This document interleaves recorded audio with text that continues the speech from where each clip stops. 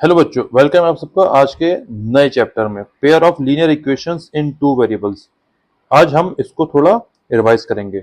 Pair of linear equations in two variables, एक एक करके इसमें जितने भी वर्ड्स लिखे हैं इनका हम मतलब समझेंगे।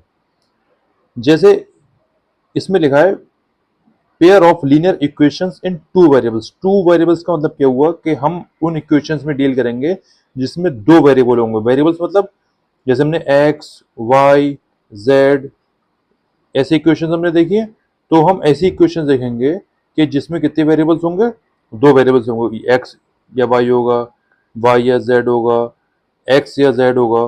तब हम ऐसी इक्वेशंस में डील करेंगे। लीनियर इक्वेशंस, और ये इक्वेशन कैसे होंगे, लीनियर होंगी, मतलब उनकी जो डिग्री होगी वो वन होगी। लीनियर का मतलब क्या हुआ, उन इक्वेशंस की जो डिग्री होगी वो क्या होगी, वो वन होगी।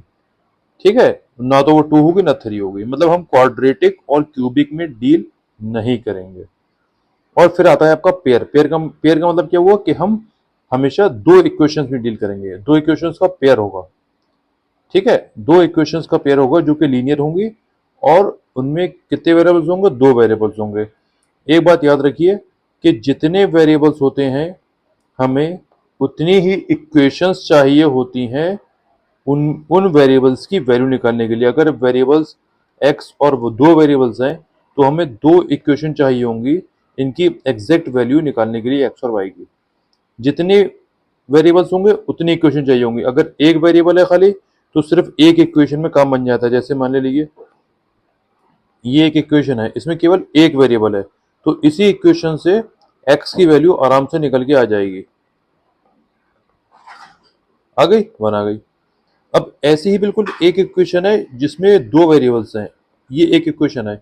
इस एक इक्वेशन से मैं इन दो वेरिएबल्स की एग्जैक्ट वैल्यू नहीं निकाल सकता मैं, तो इसके लिए मुझे एक दूसरी कोई एक इक्वेशन चाहिए होगी।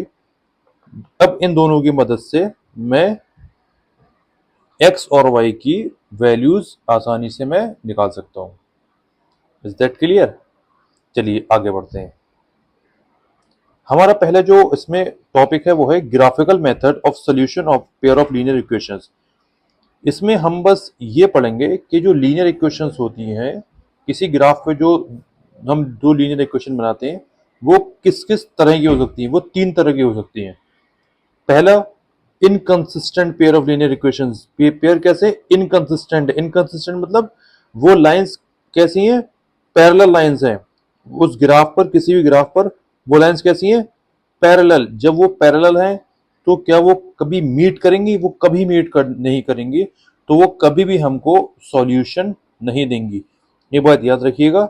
लाइंस जब भी कोई भी, ये तो एक्स और वाई एक्सिस हो गया ग्राफ पर, लाइंस जब भी मीट करती हैं, जिस पॉइंट पर मीट करती हैं, वो उन लाइंस का, उन इक्वेशंस का सॉल्यूशन होता है। वो उसका वैल्यूज जो होती है जहां पे मीट कर, वो उनका सॉल्यूशन होता है, एक्स और वाई की वैल्यूज। ठीक, तो जब लाइंस पैरेलल होंगी तो क्या वो कहीं मीट करें, वो कहीं मीट करेंगे, तो वो हमें भी कभी एक्स और वाई की वैल्यूज निकाल के नहीं दे सकती। तो वो पेयर कैसा होता है, वो इनकंसिस्टेंट पेयर होता है। कौन सा पेयर इनकंसिस्टेंट होता है, जब लाइंस क्या होती हैं, पैरेलल। मैं अभी आपको ग्राफ पे ये सब ड्रॉ करके दिखा दूंगा, फिक्र मत करिए। बस आप एक बार तीनों को समझ लिए, फिर मैं आपको जो हूँ ग्राफ पे बना के दिखा दूंगा। नेक्स्ट टाइप की है consistent pair of linear equations. ये कंसिस्टेंट क्या है, वो लाइंस जो इंटरसेक्टिंग लाइंस होती हैं, वो लाइंस जो इंटरसेक्ट करें।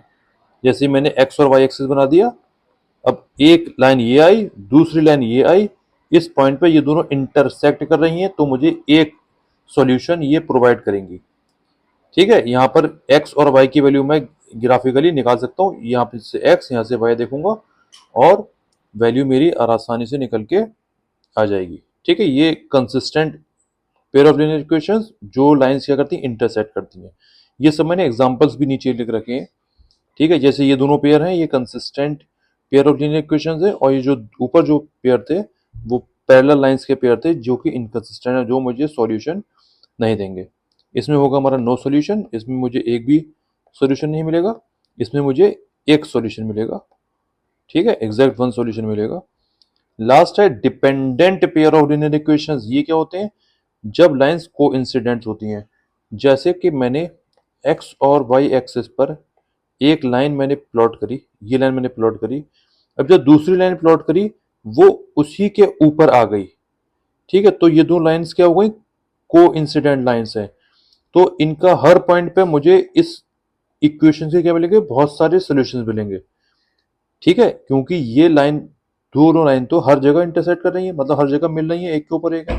तो जो हर पॉइंट क्या होगा, इनका सॉल्यूशन होगा, ठीक। तो ये मुझे देंगे इनफाइनाइटली मेनी सॉल्यूशन, ये पेयर मुझे देंगे इनफाइनाइटली मेनी सॉल्यूशंस मिलेंगे, ठीक है। जिस पॉइंट पे भी मैं अपना पॉइंट रख दूंगा जो इन दोनों लाइनों के ऊपर आता वो इनका क्या होगा, सॉल्यूशन होगा। Is that clear? Dependent pair of linear equations जब लाइन क्या होंगी, कोइंसिडेंट होंगी। अब इनका भी मैंने एक एग्जांपल दे रखा है नीचे, ठीक। अब मैं आपको ले चलता हूँ ग्राफ पर, अब मैं ग्राफ पे आपको ले चलता हूँ। जैसे ग्राफ है मेरा, अब मैं एक, ये मैंने इक्वेशंस पहले से लिख रखी है, अब मैं जो हूँ एक एक करके क्लिक करूंगा तो इक्वेशंस शो होना शुरू हो जाएंगे, ठीक। तो हम देखेंगे कि कौन सी पेयर ऑफ लीनियर इक्वेशंस कैसी हैं। जैसे इक्वेशन नंबर 1 मैंने बना ली और 2 बना ली, ये इंटरसेक्टिंग है, ये मुझे सिर्फ एक सॉल्यूशन दे रही है। देखिए ये यहाँ पर ये इंटरसेक्ट कर रही है 4,2 पे, तो 4,2 इनका क्या होगा, सॉल्यूशन होगा।